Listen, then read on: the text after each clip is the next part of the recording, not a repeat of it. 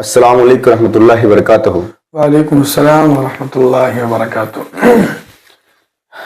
जमशेद हाफिज जी, एक बात को लेके हम कुछ कश्मकश में है कि जो यूपी का मामला है, यूपी के जामा मस्जिद का मामला है, संभल में जो है उसमें जो जान गया है, जो 5 नौजवान 5 मासूम का जान गया है, ये किसका हिस्सा हो सकता है? क्या ये राजनीतिक का हिस्सा है? क्या ये धर्म का हिस्सा है? आखिर है क्या? आखिर जो प्रशासन है वहां की चाह क्या रही है? देखिए, मसला उत्तर प्रदेश का अगर आप देख लें, मुजफ्फरनगर, बरेली और इसी तरीके से बहराइच का मामला जी, अब संभल का मामला, हाँ, आए दिन कोई ना कोई मामला आता ही रहता है। इन तमाम चीजों को देख करके एक बात तो जरूर समझ में आती है कि उत्तर प्रदेश की सरकार उत्तर प्रदेश को किसी बहुत बड़ी मुद्दत में, नफरत की बहुत बड़ी मुद्दत में झोंकना चाहती है। अच्छा, कि मुसलसल फसाद लगा रहे और उसकी आड़ में अपनी सियासत करते रहते हैं। उसकी आड़ में आकर के अपनी सियासत करते हैं। जान जाने वाली जाती है, उनके घर पर नुकसान होता है, उनके यहाँ मातम होता है, अपनी रोटी सेक ली जाती है। यही चल रहा है। सियासत का हिस्सा है, सियासत का ही हिस्सा है और घटिया सियासत का हिस्सा, घटिया सियासत का हिस्सा, जिसको सियासत नहीं कह सकते। इनको तो सियासत का इल्म ही नहीं है, ये तो नफरत फैलाना जानते हैं। अच्छा, ये मस्जिद जो है अभी वर्तमान में वहां पर, वो कब बना और कौन बनवाया इनको? देखिए, मस्जिद की तारीख तो दरअसल ये है कि बाबर का दौर जो 1526 ईस्वी से शुरू हुआ, अच्छा, उसने 1529 ईस्वी में, तारीख ये कहती है, अच्छा, 1529 ईस्वी में उसने मीर बैग को हुक्म दिया था। मीर बैग को, उसके हुक्म पर मीर बैग ने मस्जिद बनवाई। अच्छा, ये पुरानी यादगार के तौर पर, और हमारी चूंकि मजहबी जगह है, मजहबी जगह, हाँ, इबादत गाह। बहरहाल ये तो तारीख अपनी जगह है, लेकिन अब हम जमहूरी मुल्क में रहते हैं। अब हम जमहूरी मुल्क में रहते हैं, हमारा कानून जमहूरी है। बिल्कुल, हम साले जमहूरियत चाहते हैं। बिल्कुल, साले जमहूरियत ऐसा जिसमें हर एक का ख्याल रखा जाए। बिल्कुल बिल्कुल बिल्कुल। और हमारे कानून ने इसको बहुत अच्छे से इसका मौका दिया है। आए दिन जो मस्जिदों का मामला है, मज़ारों का मामला है, अब थोड़ा सा पीछे जाएं, एक कानून बहुत साफ, वो भी जानते हैं, हम भी जानते हैं, 1991 का 1991 का जो कानून है, वर्शिप एक्ट, उसमें यह है कि जो 15 अगस्त 1947 ईस्वी को जिस चीज का रिलीजियस कैरेक्टर था, वो उसी रिलीजियस कैरेक्टर पर रहेगा। उसके स्ट्रक्चर में तब्दीली लाई जा सकती है, लेकिन उसका कैरेक्टर चेंज नहीं किया जा सकता है। अच्छा, ये वो जो संभल शाही जामा मस्जिद का मसला है, ये संभल शाही जामा मस्जिद ASI के प्रोटेक्टेड है, उसकी प्रोटेक्टेड में जगह है। लेकिन वहां के लोगों का कहना है कि जब उसकी हिफाजत में ये मस्जिद है, उसकी इमारत में बदलाव लाना, इमारत की देख रेख करना, ये वो ऐसे ASI नहीं करती है। अच्छा, ये तो उससे काम नहीं हुआ आज तक। हाँ, लेकिन नफरत का सबब उन्होंने बना लिया। जब पहली बार सर्वे का हुक्म हुआ, हाँ, इस मस्जिद पर, अच्छा, अब थोड़ा पीछे जाएं, मथुरा में सर्वे की बात आई, हाँ, मुसलमानों ने बखुशी खातिर कबूल किया और सर्वे हुआ, कोई फसाद नहीं, कोई फसाद नहीं। ज्ञानवापी के सर्वे का मसला आया, कोई फसाद नहीं, कोई दंगा नहीं हुआ। फिर इस मस्जिद का पहला सर्वे में हुआ, कोई फसाद नहीं। दूसरे सर्वे में क्यों ऐसा हुआ, इस पर गौर करने की जरूरत है। आपने सर्वे की टीम को शायद एक वीडियो में देखा हो, जो वकील जा रहा है या उसके साथ जो पूरी टीम जा रही है, सर्वे ऑफिसर जो है, उसके पीछे पूरी टीम है जो फसाद फैलाने वाले स्लोगन देते हुए जा रहे हैं। अच्छा, तफरकाबाजी के नारे देते हुए जा रहे हैं, ऐसा नारा जो लोगों को भड़का सके। उसी मस्जिद का सर्वे पहले हुआ, कोई फसाद नहीं। हाँ, उसी मस्जिद का सर्वे दूसरी बार हुआ, कोई फसाद क्यों होता? अच्छा, मैंने देखा था कि ये सर्वे जो हो रहा था शायद रात में पारित हुआ है जी, आदेश हुआ। अच्छी बात, देखिए 19 नवंबर को एक याचिका दाखिल की गई। उस याचिका दाखिल करने वाले में एक शख्स है जिसने ज्ञानवापी के मसले में याचिका दायर की। हाँ हाँ हाँ, ठीक है, बहुत अच्छी बात है। आज ही याचिका दायर हुई है और आज ही शाम में स्थानीय कोर्ट ने फैसला दे दिया। अच्छा। मैं कहता हूं कि सुप्रीम कोर्ट को इस पर सोचना चाहिए था। जिस चीज का मसला अभी हुआ है और उसका फैसला शाम तक कैसे हो सकता है? कम से कम दोनों कमेटियों को सुन लेते, पक्षों की दलील दोनों पक्षों की दलील सुननी होती। मस्जिद मुंतजमा कमेटी को तो पता ही नहीं कि सर्वे का हुक्म हुआ है। मतलब अदालत भी अपना है, कह सकते हैं। सब कुछ अपने हिसाब से किए जा रहे हैं। ये सब सोची समझी साजिश है। ये जो है ना, सरकारी पॉलिसी के तहत ये दंगा और फसाद करवाया गया। सरकारी लोगों ने ही करवाया, सरकारी लोगों ने करवाया। जो टीम सर्वे करने जा रही है उसी मस्जिद का सर्वे पहले हो चुका, कोई फसाद नहीं, कुछ नहीं। आज जब आप सर्वे करने जा रहे हैं उसी मस्जिद का, तो फसाद क्यों बर्पा हो गया? फिर आपके पीछे लोग कौन है?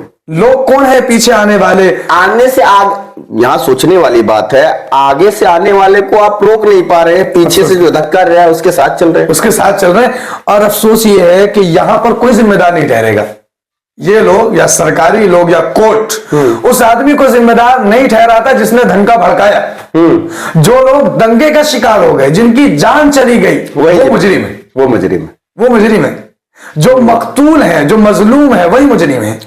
और जो कातिल है, जो जालिम है, उस पर कोई जिम्मा नहीं, कोई टिप्पणी नहीं होगा उस पर, कुछ नहीं, कोई नहीं बोलता। बड़ी सी बड़ी मीडिया चुप है उस पर। अखबारों के उन्वानात आप देखकर डर जाएंगे। अखबार और इसी तरह से मीडिया, इन तमाम लोगों ने ऐसी सुर्खियां छापी कि अकलियत उसका जिम्मेदार ठहर रही है। एक तबके को ये लोग हमलावर लिख रहे हैं और जिन लोगों ने फसादी नारे दिए उनका जिक्र तक नहीं है। जिन लोगों ने लोगों को भड़काया कि तुम 2 पत्थर मारो, हम तुमको गोली मार देंगे, अच्छा, उनका जिक्र ही नहीं है। उनको ना कोई मीडिया बयान कर रहा है, ना कोई अखबार लिख रहा है। मीडिया साहब, मीडिया कहां रही है? बहरहाल हम ये कहते हैं कि मीडिया का अपना वकार है, लेकिन वकार में बहुत फर्क होता है। एक वकार जूते घिसकर बनते हैं, एक इज्जत जूते घिसकर बनती है, और एक इज्जत जूते चाट कर बनती है। जी, बहुत अच्छी बात। ऐसी सुर्खियां बनाने वाले और ऐसी हेडिंग, ऐसे उन्मानात लिखने वाले, डरा करके फसाद भड़काने वाले लोग, अखबार लिखने वाले और इसी तरीके से मीडिया वाले लोग, ये जूता चाट करके अपनी इज्जत बनाते हैं। जी, बिल्कुल सही कहा आपने। अभी तक किसी चैनल पर यह लिख कर नहीं आया कि सर्वे टीम के पीछे बदतमीज स्लोगन देने वाले कौन थे, दंगाई कौन है, नारे किसने दिए। पुलिस वाले से किसी ने पूछने की भी जरूरत नहीं की, महसूस ही नहीं हुई किसी को जरूरत। पुलिस वाले ने बहुत अच्छे से पल्ला झाड़ दिया कि भैया वो प्राइवेट हथियार से हमला हुआ है। हम तो कहते हैं कि सरकारी हथियार की आड़ में आकर के प्राइवेट हथियार से हथियार। फिर कह रहे हैं प्राइवेट, मतलब सरकारी लोग जो गोली चलाते हुए वीडियो में दिख रहे हैं, बोले नहीं वो तो प्लास्टिक की गोली थी जिससे जान नहीं जाती है। देखिए, हम ये कहते हैं कि पुलिस को किसने इख्तियार दिया कि गोली मार दो? आपको पता था कि वहां दंगा भड़केगा, हम प्लास्टिक की गोली लेके चले? मैंने तो नहीं सुना ऐसा।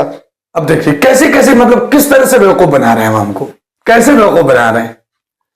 और हम लोग हैं कि बस इस जुल्म को हम लोग कब तक सहते रहे, कब तक सहते रहे। आए दिन एक मस्जिद का मसला है, एक सर्वे के नाम पर और किसी मस्जिद कमेटी की जांच के नाम पर दंगा भड़का दिया जाता है। लोग आग हो जाते हैं, लोग खून हो जाते हैं, और पीछे सरकार अपना काम कर जाती है। यही चल रहा है और कुछ भी नहीं हो रहा है। वहां जो जिन लोगों की जान गई, 5 नौजवानों की, उनके घर का क्या हाल होगा? क्या हाल है? क्या वो नौजवान जो सब्जी लाने गया हुआ था वो गोली चला लेता खुद पर? या वो जो अपने घर से निकला था कि क्या मामला है, वो अपने ऊपर गोली चला लेगा?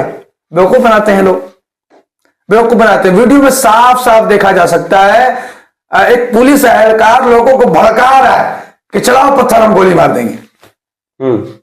भड़का रहा है, मतलब उसको डर ही नहीं है। डर ही नहीं, डर ही नहीं। क्या दिया? अगर आप रोकथाम के लिए चलाते तो घुटने से नीचे चलाते, आप तो सीधे सीधे गोली मार रहे हैं। ये तो मर्डर है, मर्डर है, सर्वे के नाम पर मर्डर है, सर्वे के नाम पर। उसी मस्जिद का सर्वे हुआ ना पहले, मुसलमान तब भी थे, अब भी 77% मुस्लिम है उस जगह पर, संभल में 77% मुस्लिम है उस जगह। पहले सर्वे में कोई इख्तिलाफ नहीं, आज के सर्वे में क्या मुस्लिम बाहर से ताकत लेकर? देखिए बात समझिए, 77% वह मुस्लिम है, तो इसलिए कहा कि यह हिंदू मुस्लिम तो नहीं हो सकता है। सरकारी लोगों को सरकारी लोगों का इस्तेमाल हुआ है, ये सोचने वाली बात। सरकारी लोगों का इस्तेमाल किया गया, सरकारी लोगों को ही इस्तेमाल किया गया। बहराइच में एक नौजवान कत्ल कर दिया गया, गैर मुस्लिम था। लोग सियासत के लिए अपने लोगों की जान ले लेते हैं, बताइए। मैं कहता हूं कि सरकार जो है इसको मणिपुर बनाना चाहती है। अल्लाह महफूज फरमाए उस जगह को। इतनी नफरत फैल गई, इतनी नफरत फैल गई है। हमारी मांग है, अपनी निजी मांग है कि भाई जो भी मामला हुआ है हम इसकी मजम्मत करते हैं। नीज पुलिस एहलकारों का जो मामला है या जो मर्डर का वहां मामला है उसकी जांच होनी चाहिए। जांच बिल्कुल नहीं है, उसकी जांच में सुप्रीम कोर्ट को संज्ञान लेना चाहिए। बिल्कुल लेना चाहिए, लेना नहीं चाहिए, तुरंत लेना चाहिए। जैसे ये मामला सुबह दायर हुई और अगले दिन सुबह होने से पहले सर्वे की टीम पहुंच गई। चोरी करने जा रहे थे भाई, चोरी करने जा रहे तो सूरज निकलने का इंतजार नहीं किया आपने। लोग क्या समझेंगे कि हमला ही हो रहा है।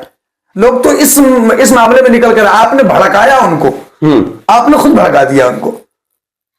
पत्थर चले सुबह सुबह, देखिए ये भी साजिश का हिस्सा हो सकता है। सुबह सुबह सब घर में रहते हैं, बिल्कुल बिल्कुल, काम छोड़ के हम जाएंगे, कुछ उलट पुलट बोलेंगे, लोग आएंगे, हम उस पर हमला करेंगे, उनको मारेंगे और फिर देश को पूरा इसमें घुमा के रख देंगे कि मुस्लिम हमलावर है, मुस्लिम देश के प्रति गद्दार साबित करेंगे। यही कह रहे हैं, यही कर रहे हैं लोग और इनका साथ मीडिया दे रहा है। हम कह रहे हैं मोहब्बत से काम करो, मोहब्बत से काम करो। 7 संदूकों में भरकर फेंक दो नफरतें। 7 संदूकों में भरकर फेंक दो नफरतें।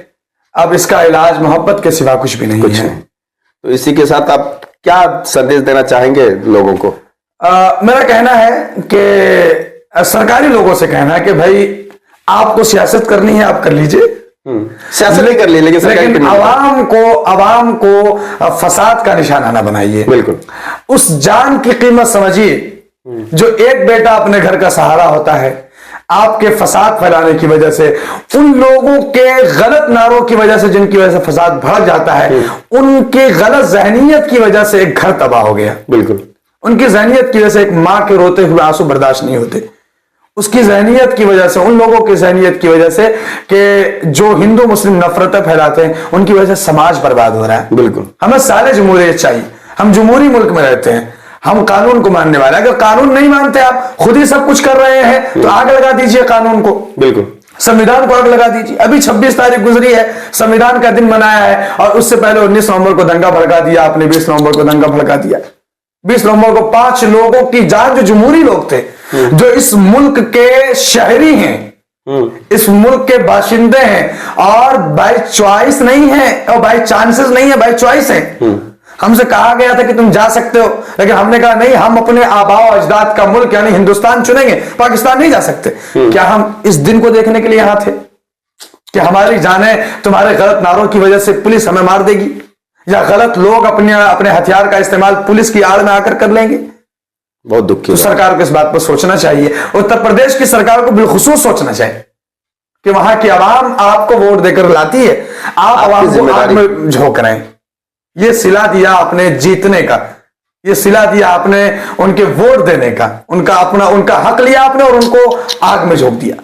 इस चीज पर सरकार को सोचना चाहिए। बिल्कुल बिल्कुल, है ना। और आवाम को भी सोचना चाहिए कि भैया नफरत से दूर रहो, नफरत से दूर, नफरती लोगों से दूर, नफरती लोगों से दूर रहना चाहिए। नफरती लोगों से, इनसे दूर रहेंगे तो हमारा समाज जो है बेहतर रहेगा इंशाल्लाह, है ना।